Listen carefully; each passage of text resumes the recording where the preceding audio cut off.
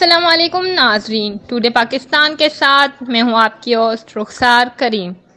ناظرین، آپ کو تازہ ترین اپڈیٹ سے آگاہ کریں۔ پاکستان میں سورج گرہن کا آغاز۔ پاکستان میں سورج کو گرہن لگ چکا ہے۔ سنت اور قرآن کے مطابق مسلمان سورج گرہن کے دوران اللہ پاک سے گناہوں کی توبہ کریں اور نماز کسوف ادا کریں۔ یہ وہ نماز ہوتی ہے جو ہمارے پیارے نبی پاک صلی اللہ علیہ وآلہ وسلم سے سورج کو نہ دیکھا جائے۔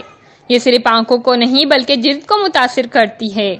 گھروں سے نکلنے سے گریز کیا جائے۔ لاہور میں 1:10 تک گرہن رہے گا۔ لاہوریوں کو چاہیے کہ 1:10 تک گھروں سے نہ نکلیں۔